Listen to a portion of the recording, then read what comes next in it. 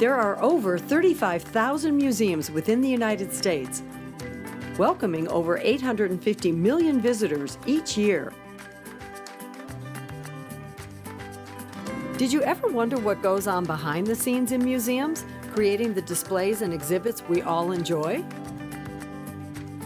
Join us as we explore museums and their exhibits from the inside out. Hi, I'm Leslie Mueller. Welcome to Museum Access, the show that takes you to America's top museums to talk to the experts. Then we go behind the scenes to learn even more. Today we're at the Bruce Museum in Greenwich, Connecticut for a very special exhibition called Masterpieces from the Museum of Cartoon Art. This exhibition includes over 100 original works, including comic strips, comic books, editorial cartoons, illustrations, and of course, animation. The centerpiece of the exhibit features pieces from the Cartoon Arts Hall of Fame. We'll see work from members like Walt Disney, Chuck Jones, Neil Adams, Dick Brown, Charles Schulz, and many more. We'll talk to Mort Walker, author of over 36 books on the topic, and member of a cartoon dynasty. His dad, Mort Walker, created the beloved Beetle Baily and High and Lois comic strips. We'll also hear from the late Jerry Dumas, creator of Sam and Silo, and Mort Walker's collaborator for many years. Then we'll take a behind-the-scenes look into the creative world at New York City's Nathan Love Animation Studios to see just how far the art of animation has come in a relatively short time. So are you ready to head inside to learn more about this truly American art form? Let's go.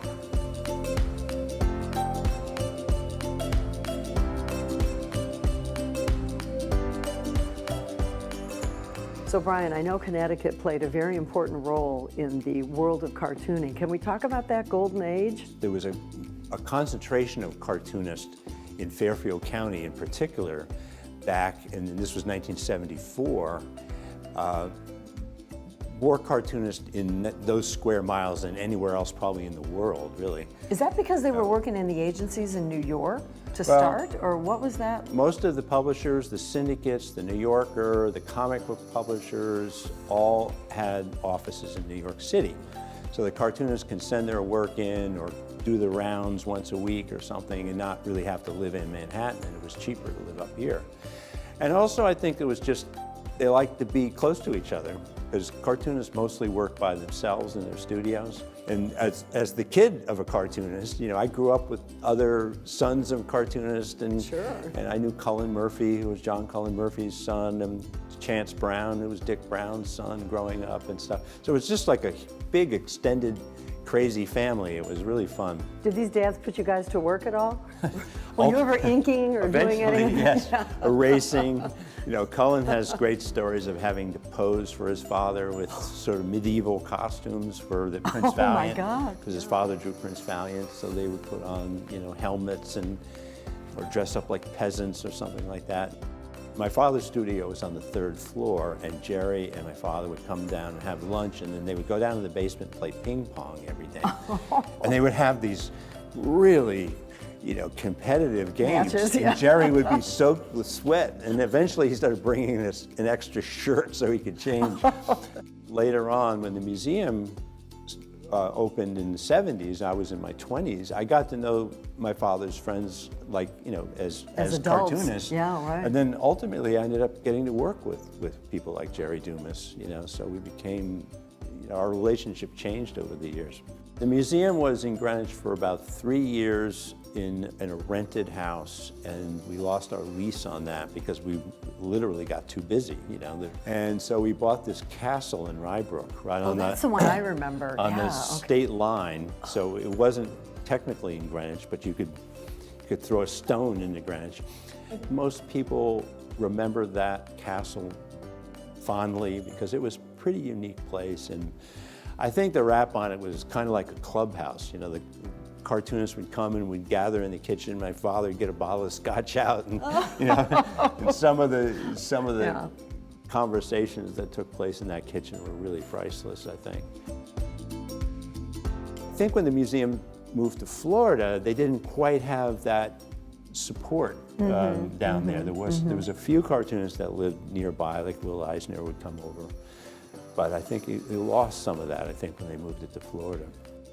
The museum in Florida kind of ran out of money, didn't really get the support that they hoped for. And Lucy Caswell from Ohio State approached us and said, we have raised about $13 million to renovate a building on campus for an entire new facility out here. They had a cartoon research library out there that started in the 1980s.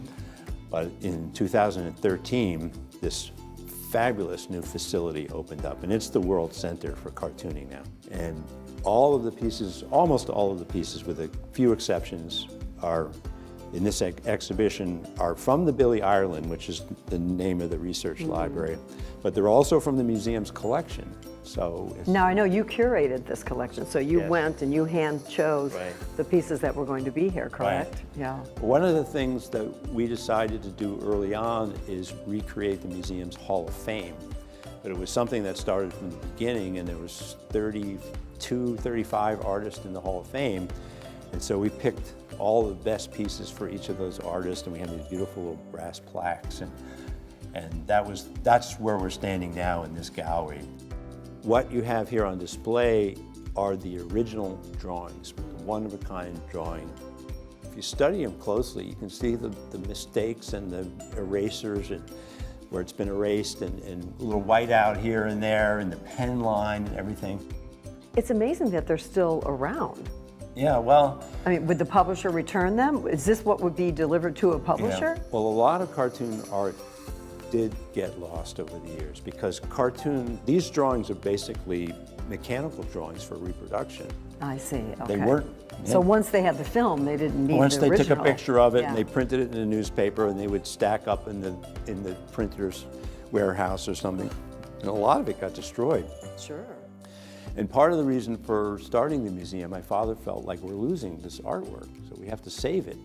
Well, tell me a little bit about Beetle Baily. Well, of course, my father always wanted to be a cartoonist. Probably I have a picture of him sitting at his drawing board when he's 13, you know, and he's got a pen, and he looks like he's a pro already. Yeah, you know? yeah. And so after the war, he graduated from University of Missouri and came to New York and started selling what we call gag cartoons to magazines. Are those single Right, single panel. Yeah. He never sold anything to the New Yorker, but back in those days, there was a lot of Saturday Evening Post was one of his big clients. And he did a series of these single panel cartoons about a college kid named Spider with a hat over his eyes. His editor said, you know, you should make a comic strip out of these. So he worked up a submission, he sent it to King Features. They made him change the name from Spider to Beetle, because there was already a character named Spider in another strip. And so Beetle started as a college strip in 1950, September 1950.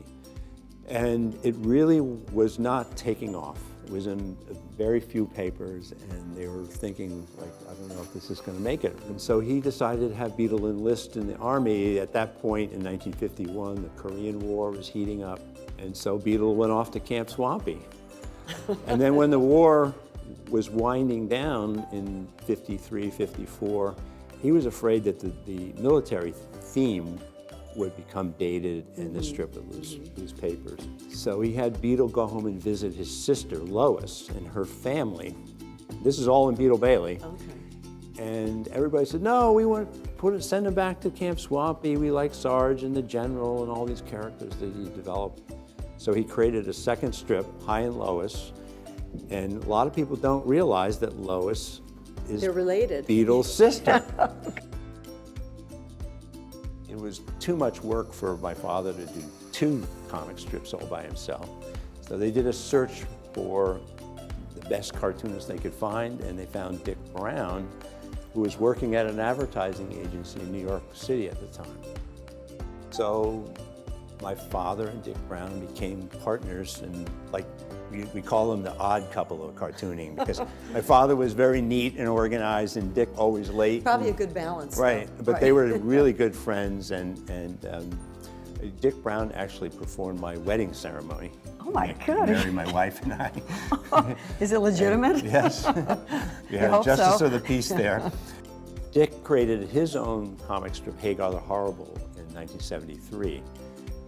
So the Brown family and the Walker family have, you know, the Beetle Bailey and Hagar, and then we're kind of In the middle is the High and common Lois, areas, right? High and Lois. So I work on those strips with my brothers Greg and Neil on Beetle Bailey now. So we're continuing the family business even though our fathers have passed away now.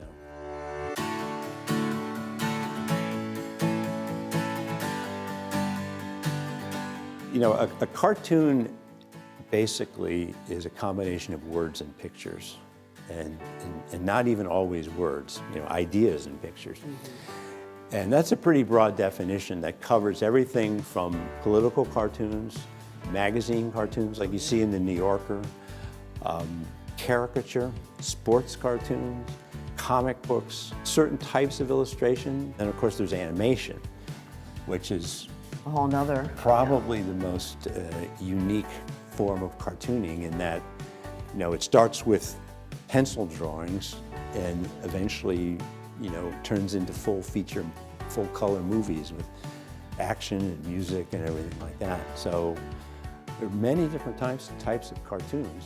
Cartoons with social and political comment proliferated Europe during the 17th and 18th centuries. The father of American political cartooning was Thomas Nast, whose powerful drawings appeared in Harper's Weekly. Political cartoons were published regularly in magazines and newspapers during the mid-19th century and are now distributed around the world. The Pulitzer Prize has been awarded annually since 1922 to the leading artist in the field. Cartoons with captions began to appear in pamphlet and book form during the mid-19th century, but soon original characters were introduced, and by the late 1930s, costume superheroes had taken over. DC Comics and Marvel Comics dominated the industry for decades, but many independent publishers emerged in the 1980s. Today, comic books come in many genres and formats. The old-time cartoonists, my father's generation, they saw themselves as entertainers. So they were basically trying to sell newspapers for the newspaper publishers. Mm-hmm. So my father was always, oh, you know, we got to have more gags and funny pictures, and you know, he wasn't really interested in telling his life story through his comic strip. That wasn't what he was doing. Cartoonists like Gary Trudeau and Kathy Geiswhite, who did the comic strip Kathy, Lynn Johnston, who did For Better, For Worse. The comic strips became much more autobiographical. They were about their life experiences. They weren't escape, or you know, certainly in Doonesbury you had political commentary about the Vietnam War. You had college kids smoking marijuana. You know, you had stuff that was what was happening in society at that time. All cartoons, no matter what type of cartoon, start with an idea. So the cartoonist has to say, this is what I want to communicate. This is my joke, this is my story, this is my movie, this is my political opinion, or whatever it is. It always has to start with an idea. And my father would always say the writing is the most important part of it. Because you can be a great artist, but if you don't have anything to say, you have no career. I had the opportunity to visit the late Jerry Dumas in his studio to learn more about the process from concept to the final strip. What this shows is a Sam and Silo Sunday Comics page, and the way it starts. The way we always do gags, Beetle, and Sam and Silo, Peanuts, Hagar the Horrible, it always more or less starts this way. You get an idea in your head and you kind of sketch it out roughly in pencil, and you work out the problems. You change the words, you cross out unnecessary words, you mess around with it. You think, oh, do I want to say that? Lake, no, I'll change that and I'll change this. What's this guy look like? It's a new character in the strip. He's only going to ever appear once, but how should he look? This is the mayor's Uncle Ezra. You try a couple of faces, this one, this one, this one, and you work the whole thing out. Finally, you get it more or less the way you want it. So then on a good piece of paper, you make a fine sketch, and then you have to ink it. So this is what I would send to the syndicate. This is what they would get. And together with my color notes here, I want this to be this way, you know, I want the hill purple blue, I want the sky light blue, because somebody else at the syndicate does the coloring. Oh, I see. So it goes from here to here, the syndicate gets this, and then finally, after they've added the color and it goes through all the various processes, And this is way back in the beginning when Mort Walker and I were doing Salmon Silo together. I've done it myself for the last 25 years, out of 26. And this is the way it would finally turn out. And here are my color notes, which they've carefully paid attention to. So the scene turns out the way I want it, with just the right colors. And so this is the final product that the reader will see in the newspaper.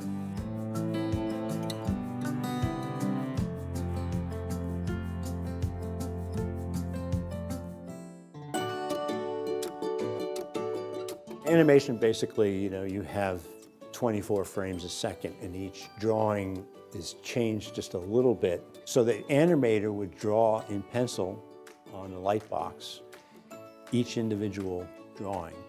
And then there was a whole different department that would trace those onto the celluloid and then paint the backgrounds. One of the most interesting areas, once again, the idea work that went into creating these films. So these concept and story drawings, I think, are some of the most interesting pieces in the Disney Archive collection. You really see the thought process, Right. don't you? And they were experimenting with the way the characters looked, character design, the background, the whole feel. And how long would it take to produce a film back then? Some of them years. I mean, a couple of years. I know Bambi was in production for 7 or 8 years or something. You can create a car or a building in a computer, but you can't do character animation. You can't create the personality that a character like Daffy Duck or Bugs Bunny have, because every one of those characters moves differently. Daffy Duck reacts to something differently than Bugs Bunny does. You can't do that in a computer animation. And then I saw Toy Story. When I saw Toy Story, I said, no, you can do this with computers. You can create You can give them a personality. Woody and Buzz, and it's just like Bugs Bunny and Daffy Duck. I mean, they had a chemistry. They were unique personalities that came across in the movie, and they were all done on a computer. We've seen early animation cells, but now let's go behind the scenes to see the art of animation and where it is today. We're at Nathan Love Studios in New York City, so let's go inside.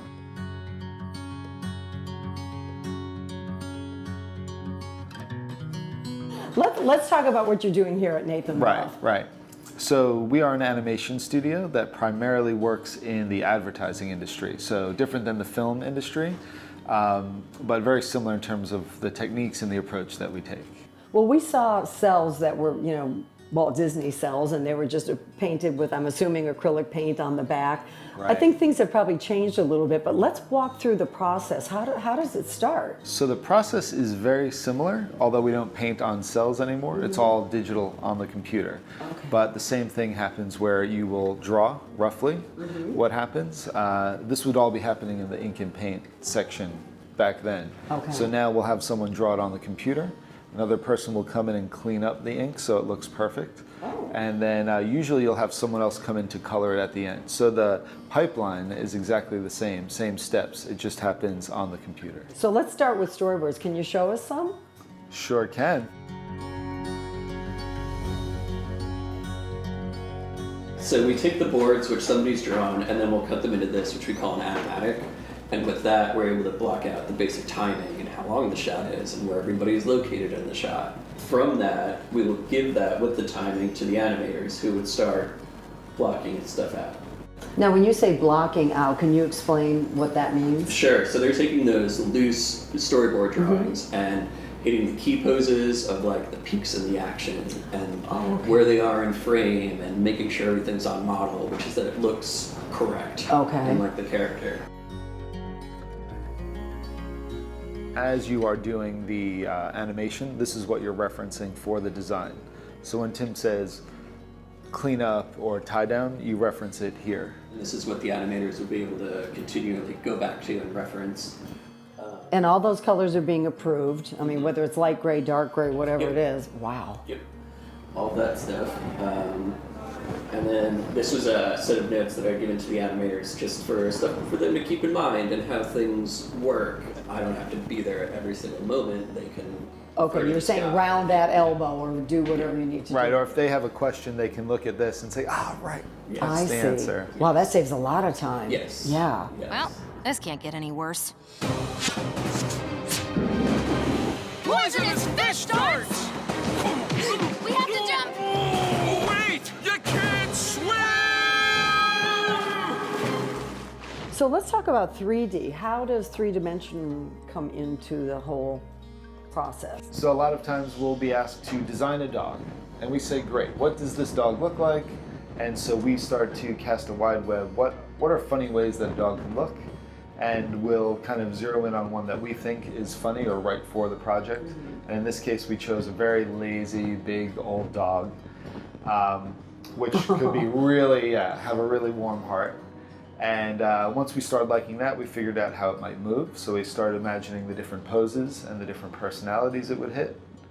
And what we thought would be fun for this one would be the contrast. So a big, sad, heavy dog, when he was happy, would really come to life and surprise the audience. So that was fun. Yeah. Because this is commercial work, sometimes our client will ask us to tone down the weight of the dog. So that's exactly what happened here, where we thinned him out, so we have to rethink it a little bit, take into account other considerations. So that all happens early on in the drawing phase. So that way it's less expensive to change courses later on. Very similar to how we would approach a 2D project, but from that point, we would then get into the sculpting of the drawings. Oh my gosh, wow. Because you're just getting the form of it. Exactly. Basically, exactly. Okay. So we said, great, they love the drawings, let's move forward. And of course, we had made the heavy version of the dog. And Time for a diet. and there was a very quick diet where Yes, we thinned okay. him out. But essentially, these drawings translate to 3D models. And we're able to see it now from every angle and approve how he looks. And once that's done, then we're able to go into the paint department. And that's kind of the final step before it goes into animation. And so you'll end up with something similar to this. Oh my gosh. And this guy has very short fur, obviously. But yeah. But you can still tell it's fur. Oh yeah. Yep. All done on the computer. What software is this? This is predominantly Maya. It's a Maya pipeline. Wow. And we use other tools to get there. So the sculpting tools are very specific. And that allows the artist to really work like they are in clay, kind of free of math and things like that. So that will be used first, then go into Maya, and sometimes special programs are used later for fur or animation.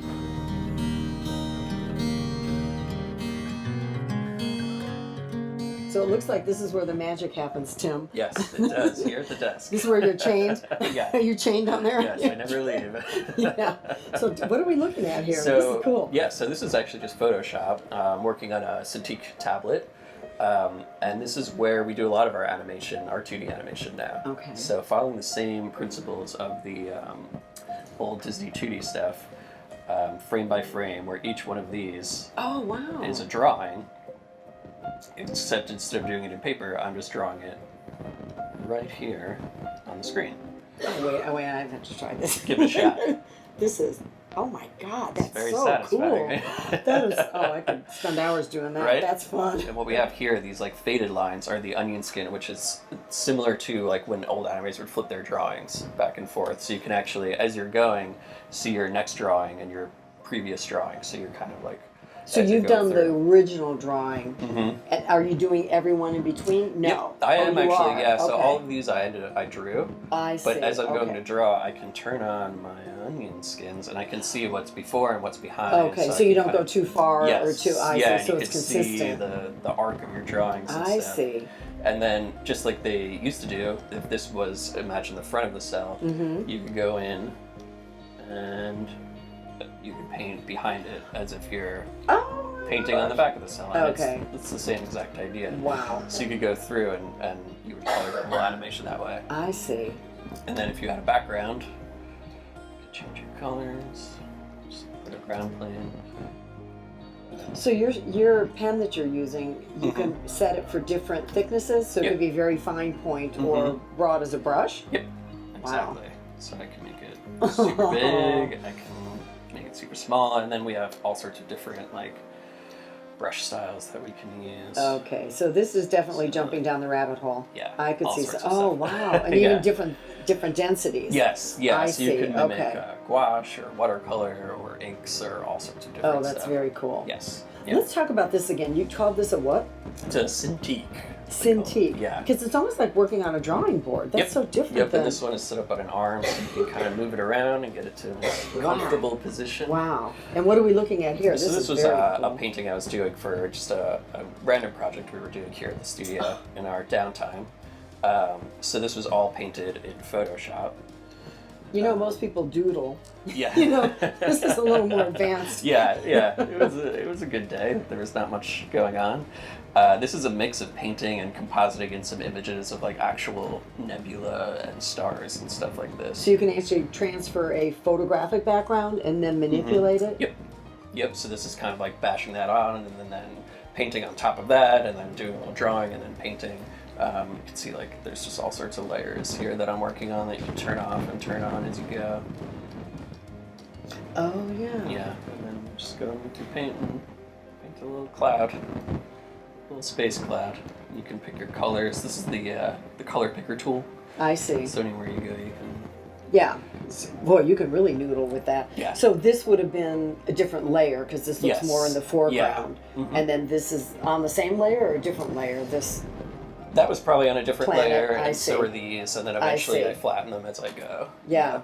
But this is, the kind of painting we would do to set the mood and the scene for a project we're going to work on. I see. And you're not thinking music at this point, are you?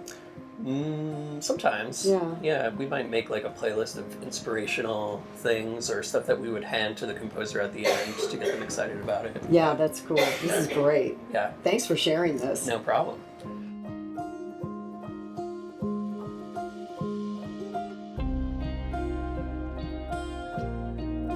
What an absolute treat to see these pieces of our cultural history up close.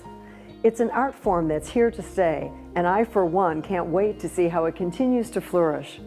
Thanks for joining us on Museum Access, where every visit is an adventure. I'm Leslie Mueller. See you next time.